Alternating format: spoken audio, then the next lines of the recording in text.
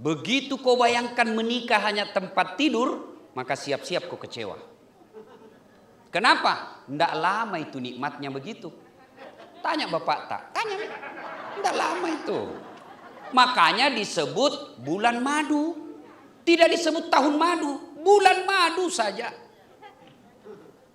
Kalau kau pacaran, enak semua itu. Semua indah-indah.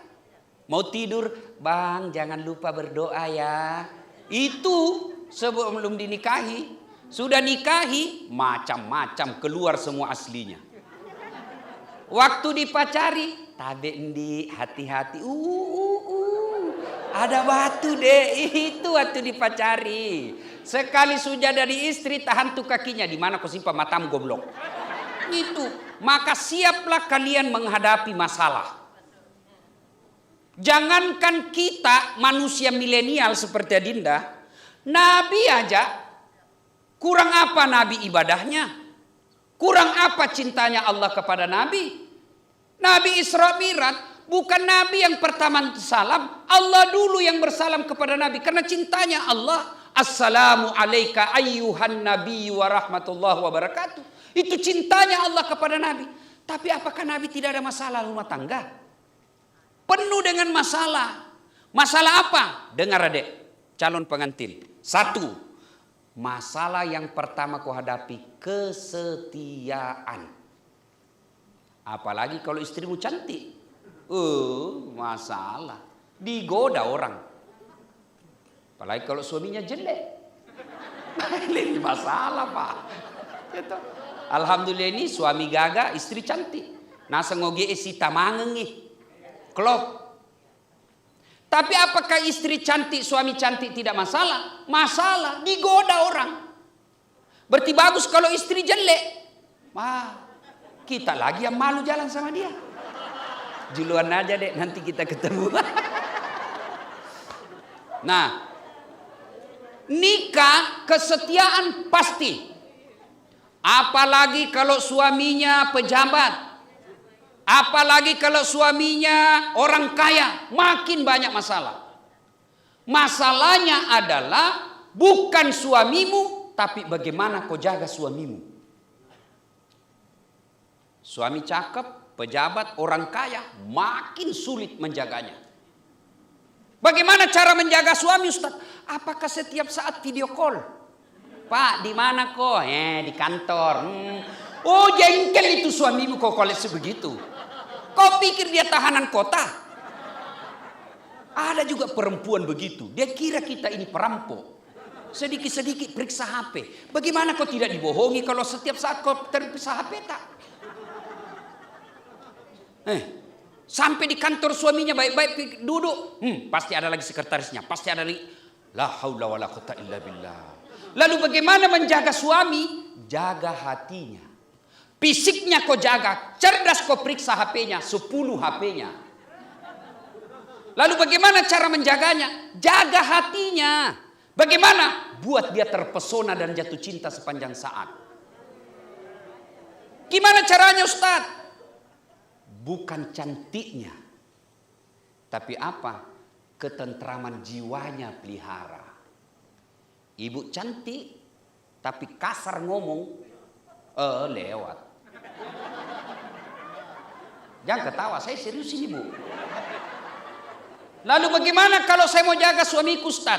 Saya khawatir dia di tempat mana. Jangan kau tanya kamu di mana. Tidak mau itu laki-laki. Apalagi orang Bugis. Tidak senang itu kalau mau pergi ditanya. Pacila kalakai. Coba itu tradisi kita orang Bugis. Kalau mau pergi kerja ditanya sama istrinya. Kalau kega, pacila kalakai mana nih? Iya. Lalu gimana caranya? Telepon tidak ditanya. Tapi apa? Pak, jangan menghalalkan segala cara. Bapak ini peluang maksiat. Tapi jangan cemas, saya di rumah mendoakan Bapak. Pak, rezeki sudah ditentukan. Bukan bagaimana kita bekerja, tapi bagaimana kita mencari ridha Allah. Bapak jangan menghalalkan segala cara. Rezeki datang dari Allah. Baru saja saya doakan Bapak dalam sholat duha. Mudah-mudahan Allah mudahkan segala urusan Bapak di kantor. Salam sayang selalu dari istrimu di rumah. Oh, itu biar kau tidak cari, dia akan tentram jiwanya. Siang gelisah lagi, di mana ini suamiku? Telepon lagi. Telepon jangan cari, gimana caranya? Pak, nih saya lagi sama cucu, lagi belajar ngaji. Video call ya Pak ya. Nah nih, tenang perasaannya. Sore telepon lagi. Pak, ini saya lagi tadarusan, saya belajar ngaji. Bapak gimana di kantor? Tenang perasaannya. Cuma kan kita bukan begitu telepon kita. Telepon kita di mana kok? Cepat kau pulang. Awas kok kalau kau tidak pulang, ah. Jangan ketawa, saya serius ini. Inilah ibu-ibu, dia marah kalau suaminya selingkuh, dia marah kalau suaminya kawin lagi, tapi dia tidak tahu jaga suaminya. Gimana cara jaga suami? Bukan diperiksa setiap saat, tapi diingatkan. Ganti mic-mu ini, putus-putus sih. Ganti. Ya. Ya Bu? Nah, maka kesetiaan. Kita juga suami, jaga kepercayaannya istri. Jangan selalu alasan rapat, ternyata pergi merapat. Jangan baku tunjuk, tidak boleh orang menunjuk di sini. Coba, Dek, ini calon pengantin, ya. Ini Pak Bupati. Waktu menikah kita dulu, coba lihat itu cerita. Sudah sarjana, hidungnya sudah lengkap, telinganya sudah lengkap, ibunya sudah ajari halal haram, ibunya sudah ajari baik dan salah, bapaknya sudah didik dia. Kita terima beres. Berpuluh-puluh tahun dididik orang tuanya. Tiba-tiba kenal laki-laki yang baru 2 bulan. Kenal laki-laki yang baru 2 bulan. Orang tuanya tidak tahu siapa ini laki-laki. Tapi karena anaknya cinta kepada laki-laki tersebut, apa kata bapaknya? Terserah nak, yang penting kau bahagia. Dia serahkanlah anak gadisnya bulat-bulat. Dan kita nikahi perempuan itu, coba kita lihat. Lillahi ta'ala. Dengar besok akad nikahnya. Saudara, saya nikahkan kau dengan anak gadisku. Tunai karena? Bukan tunai karena Jokowi. Bukan. Tunai karena Allah. Siapa yang kita jadikan jaminan? Allah. Kita ambil anaknya orang. Mereka besarkan. Mereka didik. Kita terima beres. Kita tinggal nikahi. Itu pun cuma bawa duit berapa puluh juta. Bulat-bulat kita ambil anak gadisnya orang. Lalu kita hianati. Kita sakiti. Pantas 30 tahun kau cari nafkah tidak bisa lepas dari kredit. Kenapa? Karena kita hianati istri. Coba lihat nih kasihan istri-istri kita nih. Siapa yang buat dia tua? Suaminya. Maka saling menjaga, saling memelihara adalah untuk mempertahankan kesetiaan masing-masing. Tidak boleh setia hanya dituntut satu pihak. Kemarin beberapa saat yang lalu, dia 2 hari yang lalu di Bandara Kendari. Ada ibu-ibu kasihan jual-jual, usianya sudah hampir 70 tahun, jual-jual Indomie saja. Ustadz, suamiku pencemburu. Bagaimana ini Ustadz? Padahal saya cuma dapat cari kerja di sini. Saya bilang, Ibu, selama suami rida Ibu cari nafkah, boleh. Rida Ustadz, cuma dia tukang cemburu. Resepnya Ibu yakinkan bagaimana suami tidak cemburu. Dia tetap cemburu Ustaz meskipun tidak ada apa-apa. Jadikan cemburunya sebagai ladang amal buat ibu untuk bersabar. Dia ngomel Ustaz, jadikan dia sabar. Ya, suami juga begitu. Istri pencemburu, cemburu buta. Resep menghadapinya adalah yakinkan saya tidak kemana-mana. Maka saya mamanya cek, saya bilang, ini jadwal acaraku 4 hari saya keluar, lihat ini dari tanggal sekian segini, ini. Jangan lagi telepon saya kalau tidak darurat. Insya Allah saya tidak akan mesum. Insya Allah saya tidak akan kecewakan kamu. Saya bekerja, pergi menyebarkan agama. Kalau kau sabar di rumah, dakwaku, langkah kakiku, capekku jadi amal karena kau ikhlaskan suamimu. Begitu ibu-ibu. Pergi saja Pak, biarkan capek, biarkan lelah. Saya bersabar, sabarku insya Allah jadi amalku nanti di akhirat. Insya Allah tidak ada godaan sudah kalau begitu. Kesetiaan. Yang kedua, karena waktu terbatas. Ekonomi. Adindaku, tidak usah cemas soal ekonomi. Saya tadi masuk rumah, saya bilang, Bade, kalau besar begini rumah sudah takut saya mati. Coba, saya sudah keliling-keliling ceramah, Pak, memang jarang rumah sebesar begini. Tentu insya Allah Dinda, kau tidak akan sengsara dari ekonomi. Tidak mungkin dibiarkan Bapak Pak Nurdin Halid sengsara, tidak mungkin. Ya, itu namanya orang tua. Lebih baik dia tidak makan daripada anaknya yang tidak makan. Itu orang tua. Jadi tidak usah cemas soal ekonomi. Lalu masalahnya, apakah uang banyak? Apakah rumah besar begini? Apakah ekonomi yang berkecukupan? Jaminan rumah tangga bahagia? Kira-kira, apakah itu jaminan rumah tangga bahagia? Demi Allah bukan yang banyaknya. Demi Allah bukan melimpahnya. Tapi kalau soal ekonomi, jaminan kau bahagia, rasa cukupnya. Rasa cukupnya. Kalau kaya, banyak duit, rumah mewah, tidak punya rasa cukup, biasanya malah berujung perceraian. Kalau uang banyak membuat rumah tangga tangguh, maka tidak ada rumah orang kaya yang bercerai. Tapi pelajaran kita lihat berapa banyak orang kaya, miliarder, pejabat tinggi, tokoh masyarakat, tidak ada bahagia anak-anaknya. Kenapa? Karena dia tidak pernah merasa cukup. Jadi resep soal ekonomi, rasa cukup. Mana prakteknya? Contoh aja ini ya. Kalau gaji suami cuma 5 juta, sabun mandimu jangan macam-macam. Kan ibu-ibu sekarang modern, Pak. Lain sabun mukanya, lain sabun keteknya, lain sabun Nah saya sabun cole aja sudah semua ini sudah satu badan. Lain lagi samponya, lain kondisionernya, lain pelicinnya. Gajinya suamimu 5 juta. Pasti kau menderita. Ya. Ini yang membuat kita miskin. Tidak merasa cukup. Kalau suamimu gajinya cuma 5 juta. Tidak usah kau pakai HP yang 4 kameranya. Kau mau apa 4 kameranya? Nah 1 di suamimu.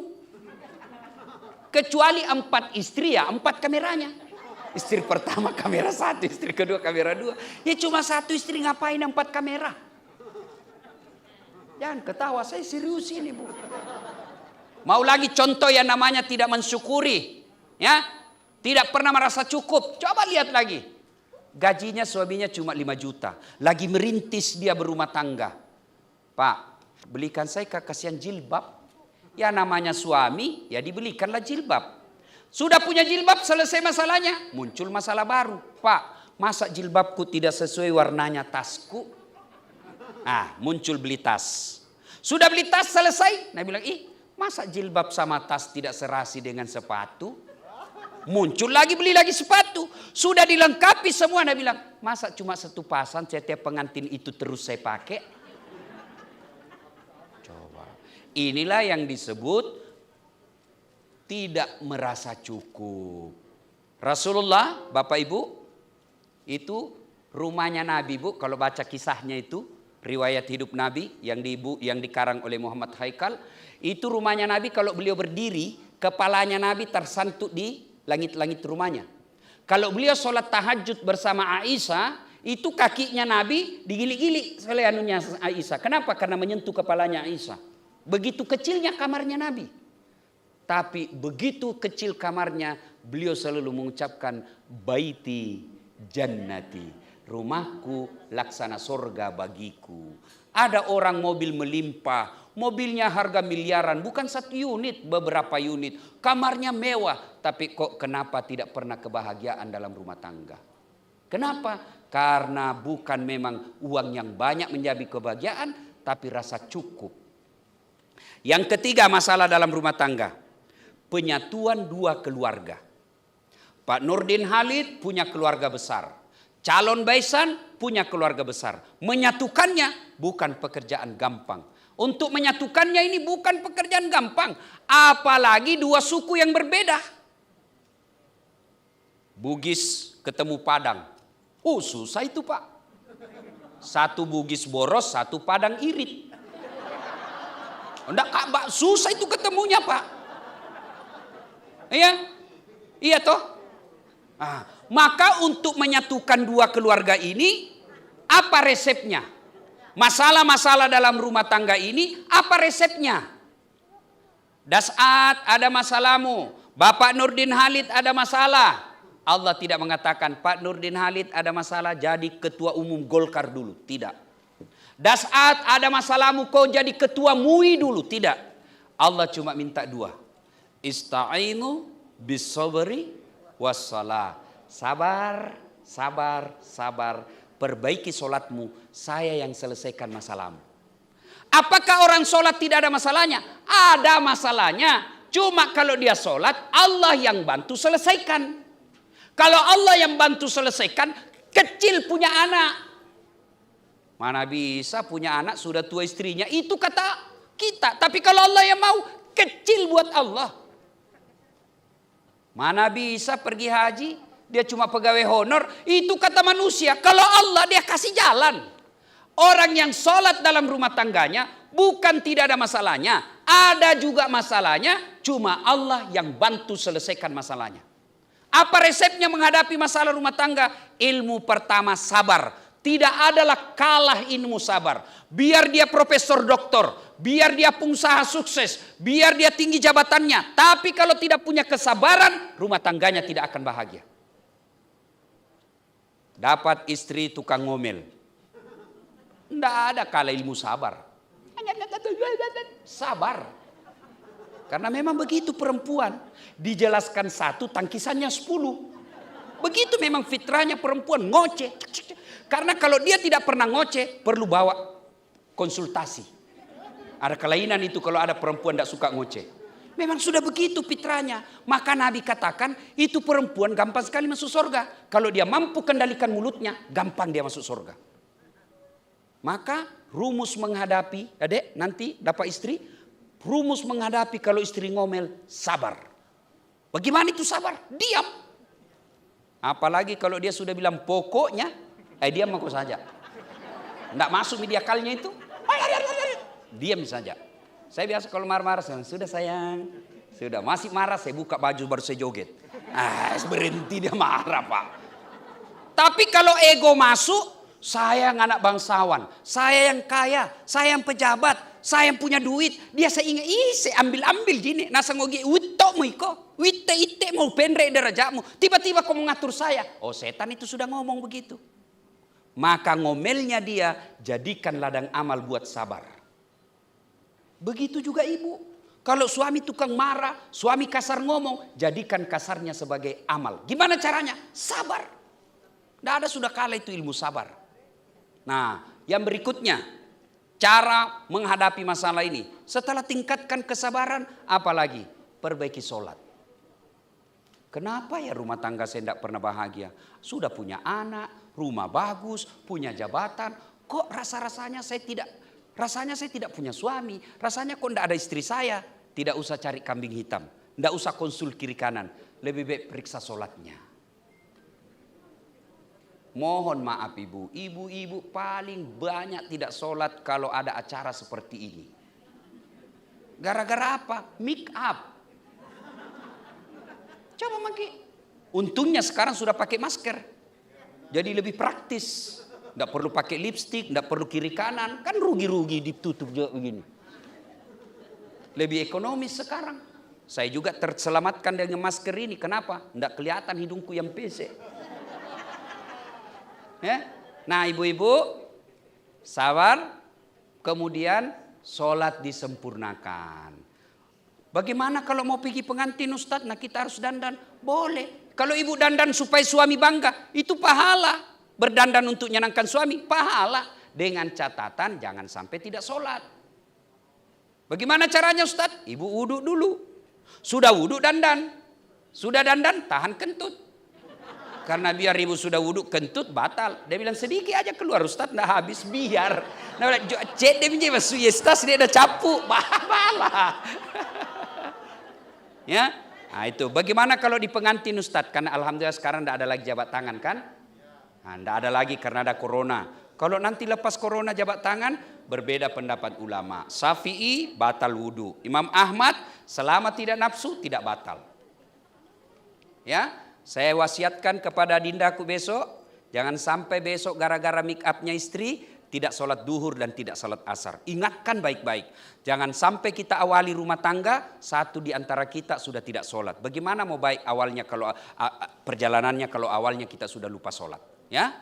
Nah, bagaimana caranya? Ingatkan itu salonnya. Kasih wudhu dulu istriku, baru dia dandan. Ya? Nah, kapan lagi ibu-ibu banyak tidak sholat? Kalau selesai haid. Gratis 5 hari, dia tambah 2. Dia bilang suaminya, biasanya cuma 5 hari bu. Dia bilang, masih ada sedikit-sedikit. Belum bersih nih. Sekali dia bilang suaminya, kau bohong ya? Dia bilang, apa bohong? Saya kasih lihat kau. Ibu ketawa karena pernah begitu kan? Dulu waktu pengantin baru. Bagaimana nanti ini pengantin baru? Nanti paling banyak tidak sholat subuhnya. Nah berikutnya, menghadapi masalah. Birrul walidain. Berbuat baik sama orang tua. Dinda, ini luar biasa acara kita. Ini Dasat Latif yang hadir. Tidak gampang bos. Betul. Ngantri acara pak. Kira-kira saya datang karena Dinda yang undang? Bukan. Karena Pak Nurdin Halid yang WhatsApp saya. Toko dari Sulawesi. Berarti ini acara mewah bukan karena kita dia lihat deh. Bukan. Tapi apa? Ibu bapaknya. Maka pantas orang yang sudah menikah menelantarkan orang tuanya. Banyak duitnya, mewah rumahnya. Tidak bisa bahagia. Kenapa? Orang tuanya dia hina. Maka besok-besok sudah menikah dek. Jangan sekali-kali kamu berkata pilih. Bapakmu atau saya suamimu. Tidak boleh berkata begitu. Begitu juga ibu-ibu. Jangan pernah berkata, kau pilih. Nih istrimu atau mamakmu yang sudah tua. Pret. Mana bisa pertanyaan begitu dijawab. Satu istri yang melahirkan anak. Satu ibu yang melahirkan kita. Ini kan biasa ibu-ibu kalau marah bertanya begitu. Beleng-beleng. Ibu. Yang pernah bilang begitu. Saya mau tanya ini. Bu, pernah merasakan hamil? Susah enggak? Apalagi kalau mau duduk standar samping. Pernah rasakan susahnya melahirkan? Mana enak melahirkan. Nggak mentang-mentang istri Nurdin Halid orang kaya keluar kok nak. Nggak, setengah mati juga. Iya toh? Iya. Pernah merasakan menyusui? Ibu Andi pernah merasakan menyusui? Repotnya itu. Apalagi kalau dia tumbuh giginya. Kok gigi saya nak? Apa dia tempelin? Kok gigit saya? Tidak. Dia siang anaknya, malam bapaknya lagi. Coba, tuh repotnya jadi istri. Iya toh? Nah, saya tanya sekarang ibu, siapa yang menghamilkan suamimu? Siapa? Mamaknya. Siapa yang lahirkan? Mamaknya. Siapa yang susui? Siapa yang ngajari makan? Siapa yang ngajari jalan? Siapa yang ngajari halal haram? Mamaknya. Sekarang siapa yang terima gajinya suamimu? Istrinya. Mana pernah dikasih mamaknya gajinya? Enggak, istrinya dia kasih bulat-bulat gajinya. Nanti ada lebih-lebihnya baru dia kasih mamaknya. Itu pun sembunyi-sembunyi karena takut sama kau. Makanya jangan pernah berkata pilih. Siapa yang nikmati rumah mewahnya suami? Ibunya, istrinya. Siapa yang nikmati mobil mewahnya? Istrinya. Orang tuanya, kalaupun dibelikan kendaraan, tidak semewah kendaraan istrinya. Padahal ibunya yang setengah mati sekolahkan. Maka demi Allah, ketika punya rumah tangga dan kau lupakan orang tuamu, kau tidak akan dapat kebahagiaan dunia sampai akhirat. Dengar ini deh ya, bekal ini ya. Yang berikutnya, kalau mau rumah tanggamu tertolak dari bencana, banyak-banyaklah bersedekah. Banyak bersedekah. Itu jelas oleh Nabi. Kalau kau mau tertolak dari bencana, kalau kau mau terhindar dari musibah, umurmu panjang dan bahagia hidupmu, kata Nabi ada 6 cara. Karena waktu terbatas satu aja. Itu Nabi katakan, as-sadaqatu, bersedekahlah. Maka ibu-ibu, kalau ada masalah rumah tangga, lebih baik sedekah tolak balanya. Nggak usah curhat di Facebook. Instagramnya semua dia share. Sampai ada yang bilang, Ustadz, bahagianya rumah tangganya itu Ustadz tetanggaku. Saya bilang, kenapa ibu tahu? Dia bilang, itu Instagramnya sama WhatsAppnya Ustadz, foto-fotonya romantis. Saya bilang, bodoh itu kalau foto bertengkar dia share di WhatsApp. Pastilah yang baik-baik. Apalagi kalau ibu sudah 20 tahun suami istri, suamimu tidak pernah pasang foto di medsos, tiba-tiba dipasang, hakul yakin pasti pernah melanggar baru-baru. Ya. Nah, ibu bapak saudara-saudara sekalian, itu soal nasihat pengantin. Buat nasihat kita ini besok. Pengunjung, satu. Biasanya kalau ada pengantin banyak pulang bawa dosa. Kenapa pulang bawa dosa? Datang mencela acaranya orang. Nggak enak kuenya. Kayak basi. Padahal membungkus. Ibu-ibu Columbus. Tahu Columbus? Kelompok ibu-ibu pembungkus. Pak Doko. Ya, jangan mencela acaranya orang. Ya, ibu-ibu yang kaya silakan pakai berliannya, silakan. Allah kasih, tapi jangan kau cela orang miskin. Ya lihat. Kenapa? Palsu. Cuma itu. Dia enggak cerita tapi matanya dong. Jadi ada Nakobi itu. Ibu ketawa karena begitu toh. Kelakuannya semua ini ya. Bu, silakan pakai perhiasannya ibu, tapi jangan menghina kasihan orang miskin.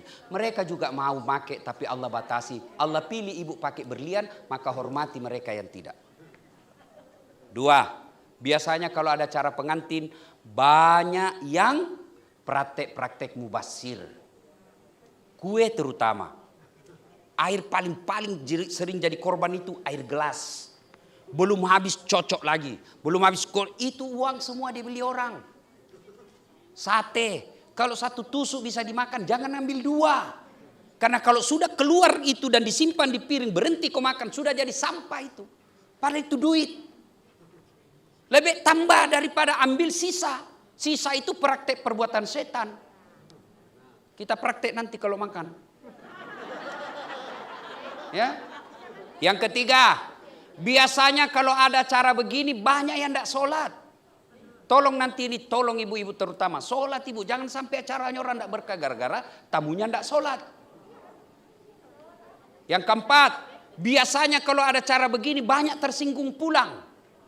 Kenapa dia tersinggung pulang? Merasa tidak dilayani dengan baik. Mana kasihan Pak Nurdin Halid bisa tamunya dihormati, dilayani semua. Ini ratusan tamu. Dia pulanglah ke Bone. Dia namanya lo beting. Tidak mau lagi saya ke sana. Setengah mati saya perjalanan ke sana. Pesawat, pakai beli baju baru lagi. Tidak kena kamera. Gara-gara syuting nak leceh. Ya. Nah, ibu bapak saudara-saudara sekalian, ini acara pengantin. Sekarang buat akikah. Ya. Sudah menikah nanti, Dek. Berikutnya sudah menikah, ada anak Allah kasih. Maka kewajiban orang tua yang pertama kasih nama. Ini nama sekali, baik sekali namanya. Luar biasa. Ya, saya baru tahu ternyata bapaknya anaknya Pak Rudianto Asapa. Setelah saya baca, ini pentingnya ada nama orang tua di belakang. Ada kesalahan kita orang Islam ikut gaya Eropa. Sudah menikah, namanya suami di belakang itu haram. Tetap namanya bapak. Kan biasa, sudah menikah, nama misalnya istri saya namanya Naura Sidkia. Sudah menikah biasanya dia ganti Naura Sidkia Dasat. Berarti anakku ini.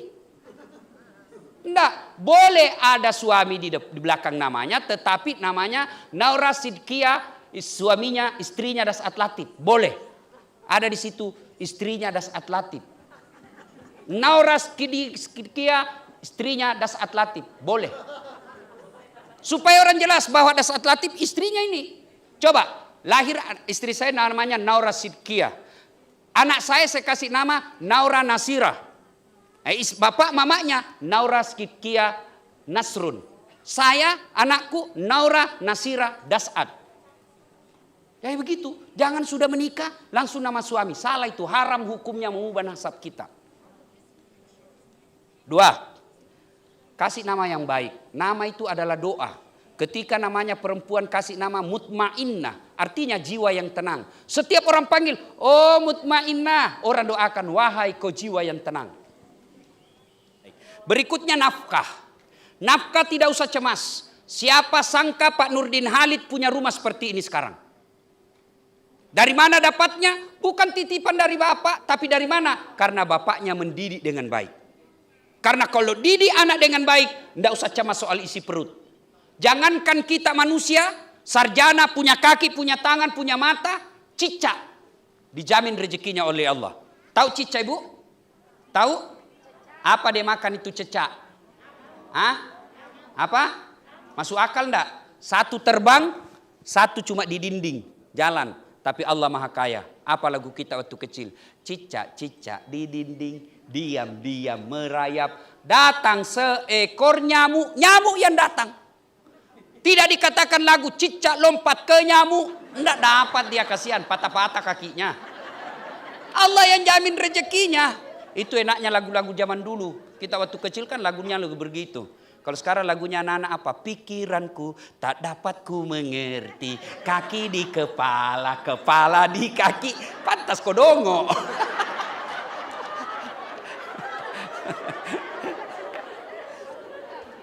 Yang ketiga, kewajibannya nanti kalau punya anak, ya, orang tua ini yang hakik anaknya, mendidik anak. Silakan Bapak baca psikologi pendidikan, silakan baca riset dari Australia, Amerika, Afrika, silakan. Tapi keliru kalau mendidik anak tidak membuka Al-Quran.